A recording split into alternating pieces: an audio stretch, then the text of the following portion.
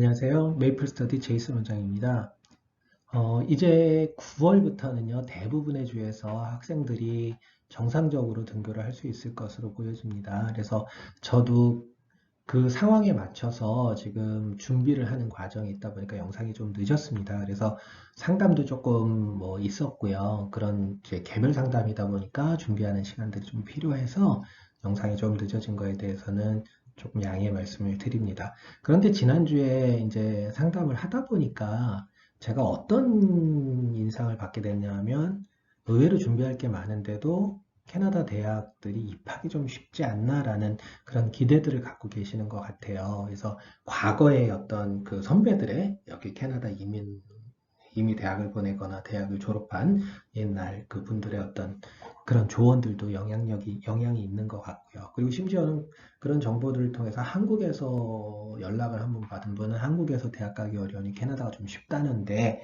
라는 그런 상담도 제가 사실은 받았거든요. 그래서 그게 좀 정확하지 않은데 왜 이런 오해들이 생겼을까라는 부분하고요. 또 한 가지는 그 현실적으로 그렇게 착각을 일으키지 않고 현실적인 어떤 정보들을 뭘 제공해 드릴까라는 생각 때문에 이 영상을 좀 제작하게 됐습니다.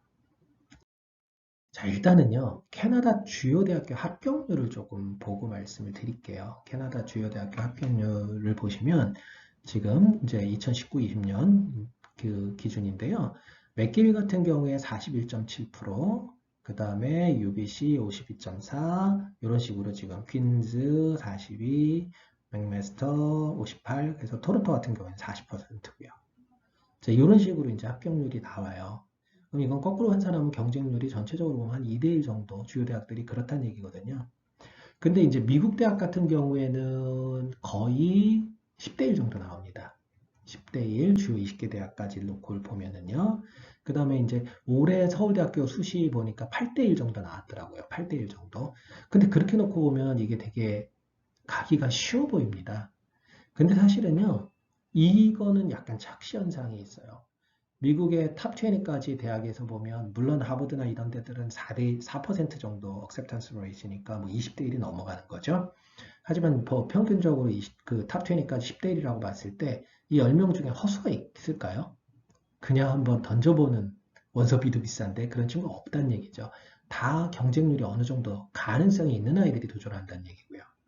그 다음에 서울대학교도 마찬가지입니다. 그렇게 놓고 보면요. 지금 2대1의 경쟁률이지만 이 아이들이 터무니없이 하는 아이들이 아니라 다 박빙일 수 있다는 겁니다. 그래서 경쟁률로 대학을 가기 쉽다라고 판단하는 건 조금 오산이다라고 말씀을 드리고 싶어요. 자, 그 다음에요. 대학별 합격자 평균에 관한 것들을 좀 보여드릴게요. 이거는 이제 올해 거는 빠져 있고요. 올해 거는 사실 좀 특수한 상이라서 좀 빠져 있고, 어, 그 전에까지 제가 이제 한 3년 정도 자료들을 갖다가 좀 평균을 내본 건데요. 보시면 워털루 같은 경우에 지금 90점대가 넘어갑니다. 전체 입학자들 전공과 관계없이. 그 다음에 맥길도 마찬가지고요. 그 다음에 웨스턴 이렇게 되고 마니토바나 이런 데들도 위에 이제 상위 대학들을 놓고 보면 거의 90점에 육박을 합니다. 근데 UBC가 생각보다는 좀 점수가 높질 않아요. 그 명성에 비해서는. 근데 보시면은 UT가 지금 빠져 있는 거 보이실 거예요. 근데 UT가 여기 있어요. 그러실 겁니다. 근데 왜 그러냐면요. UT는 2015년 이후로 발표를 하지 않고 있어요. 전체 합격자의 평균을. 이제 이건 뭐 여러 가지 사연이 있을 겁니다. 이제 뭐 세 개의 캠퍼스의 그 평균적인 점수도 차이가 있고 이런 부분들이 있을 것 같은데요. 어찌됐건 마지막으로 2015년에 발표했을 때 86.5였거든요.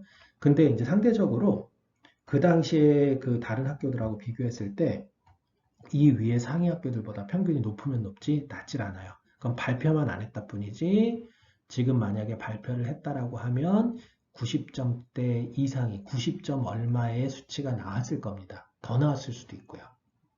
근데 이게 시사하는 바가 큰 게요. 그러면 불과 불과 몇 년 사이에 지금 대학 전체 평균이 합격자 평균이 4점 정도가 높아졌다라고 보시면 돼요. 4점이라는 숫자가 4점이라는 이 점수가 절대 낮은 점수가 아니거든요. 그래서 대학을 지원하는 아이들의 성적이 계속 높아지고 있다는 것을 이걸로써 알 수 있는 겁니다. 그럼에도 불구하고요, 캐나다 대학은 쉽다는 인식이 강해요. 왜 그런지 좀 살펴봐야 될 것 같은데요. 제 생각으로는 학교 홈페이지에서 오픈하고 있는 부분들이 조금 약해서 그런 것 같아요. 그래서 워털루 대학이 제일 잘 돼 있어서 워털루 대학을 좀 볼까 합니다. 자, 워털루 대학교 홈페이지에 들어가 보시면은요, 이제 워털루는 공대가 강하니까 컴퓨터 엔지니어링 쪽에 대한 리퀘어먼트를 좀 볼 건데요. 과목은 이래요. 과목은 이제 여러분들이 이제 나중에 또 제가 다루든지 대학별로 다루든지 아니면은 뭐 이제 보실 기회가 있을 겁니다. 근데 거기에 보시면은요, 전부 다 70점 넘으면 70점이 넘어야 지원 자격이 된다. 지금 리퀘어먼트 과목이 이렇게 나와요. 그럼 이제 학부모님들은 최저가 70%, 70점이야? 오케이. 우리 애는 이것보다 20점이나 높아. 90점이야. 그 이제 합격 이렇게 생각하시는 경우가 많다는 얘기죠. 가능할 거라는 생각을 하신다는 얘기. 그리고 높은 점수입니다. 사실 좀 낮은 점수는 아니고요. 그런데 인디비주얼 셀렉션이라는 것을 한번 눌러서 들어가 보세요. 워털루 대학 홈페이지에 눌러서 들어가 보시면 그 다음에 이제 몇 단계 이렇게 눌러서 들어가 보시면요. 이게 나옵니다. 실제로 합격 가능한 점수대가 나옵니다. 이게 뭐냐면 probability of receiving an offer라고 되어 있는데요. 이게 오퍼가 합격자 오퍼가 아니라 인터뷰 오퍼예요. 인터뷰거든요. 그러니까 워털루 대학은 마지막에 인터뷰가 있어요. 근데 사실 인터뷰까지 보게 되면 특별하게 실수를 하지 않으면 붙는다라고 볼 수 있는 거죠. 그러면 아까 지금 우리가 컴퓨터 엔지니어링 보고 있었으니까 컴퓨터 쪽 볼게요. 실제로 인터뷰 오퍼를 70%가량이 받는 아이들, 이제 95점이 넘는 아이들이 70% 정도의 오퍼를 받습니다. 그럼 95점이 넘어도 30%는 못 받을 수 있다라는 거죠. 그 과목을 어떤 걸 선택했느냐 이런 적인 문제도 있고요. 그 다음에 90에서 94점 사이의 아이들도 한 45% 인터뷰를 받습니다. 그리고 85에서 89인 아이들도 10%를 받아요.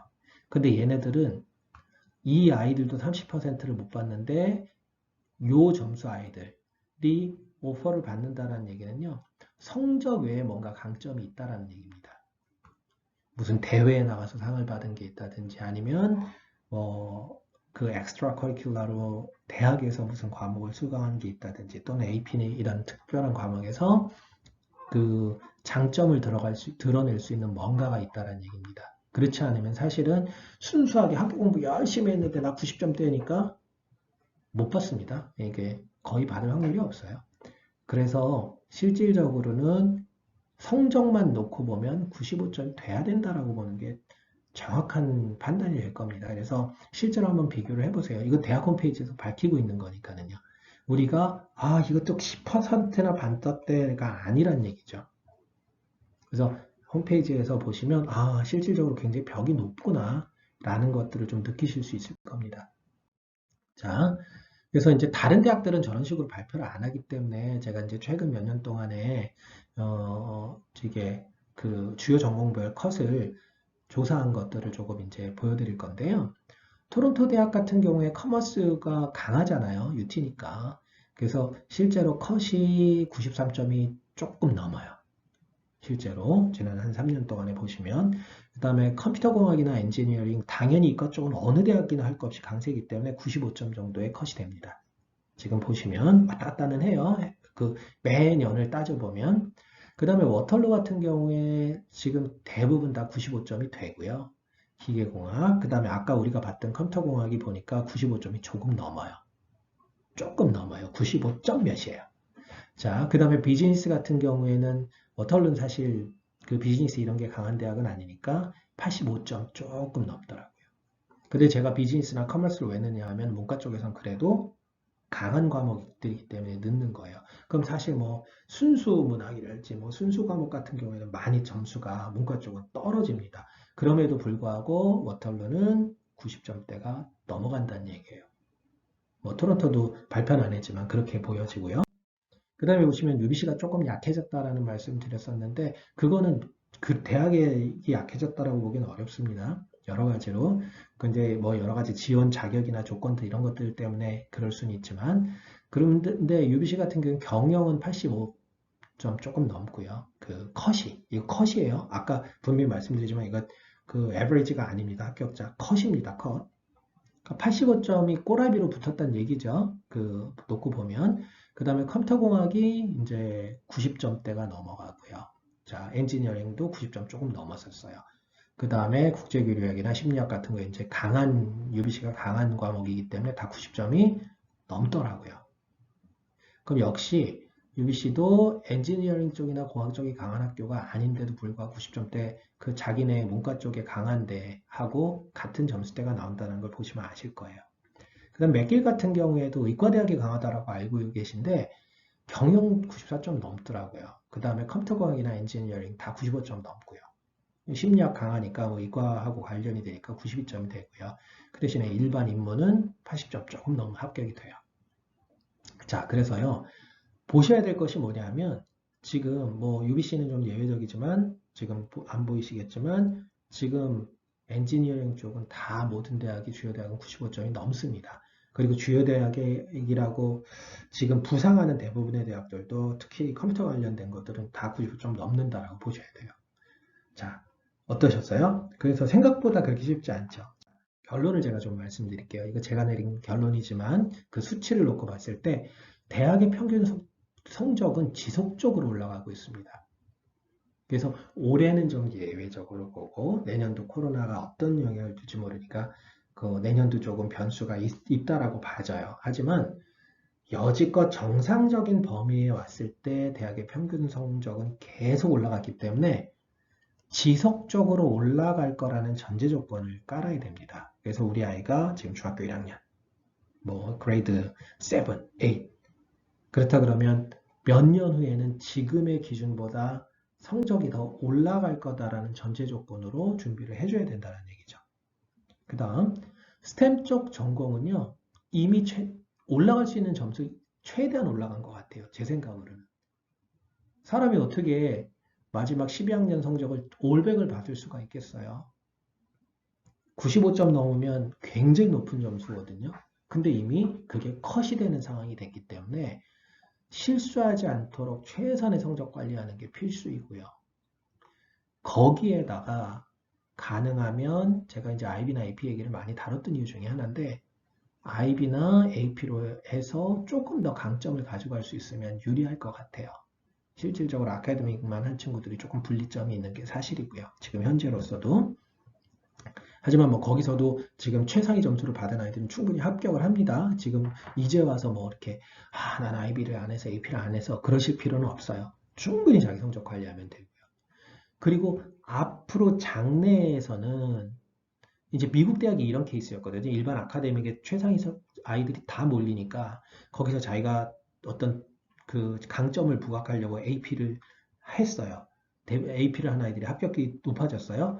그랬더니 모든 아이들이 AP를 하니까 그 다음에 그거를 넘어서 그거 외에 좀 잘하는 거 보여줘봐. 그러면서 엑스트라 액티비티가 나오기 시작했어요.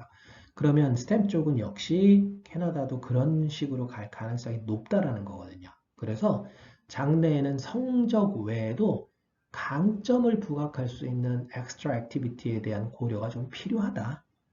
여기까지를 좀 생각하셔야 특히 나이가 어리면 어릴수록 장래에 대한 준비를 그렇게 좀 해주시는 게 조금 더, 뭐, 아이가 어릴수록 변수가 많긴 하지만 조금 더 대학 입시라는 면에서만 놓고 본다면 좀 체계적인 준비가 되지 않을까라는 말씀을 드립니다. 그래서 캐나다 대학 지금도 쉽지 않고요. 앞으로는 더 어려워질 가능성이 높으니까 그냥 좀 철저하게 기왕 준비를 해야 된다라면 좀 철저하게 준비를 하자. 이렇게 좀 당부의 말씀을 드립니다.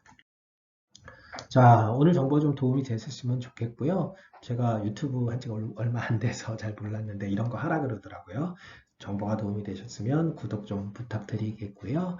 그 다음에 이제 개인 상담 신청, 이제 유료 상담이 필요하신 분은 지금 밑에 보이시는 걸로 이제 저희 홈페이지나 아니면 그 업무용 이메일, 그 상담 이메일로 이메일 주시면 거기에 대한 뭐 여러 가지 정보들을 갖다가 개인 상담이 가능하도록 하겠습니다. 오늘 영상도 좀 도움이 되셨기를 바라고요. 오늘 영상은 가능하면 그 공부할 의지가 있는 자녀분들하고 같이 보셨으면 어떨까 이런 생각이 듭니다. 자, 다음에는 조금 더 다음에도 또 유익한 영상 가지고 찾아뵐 수 있도록 애쓰겠습니다. 감사합니다.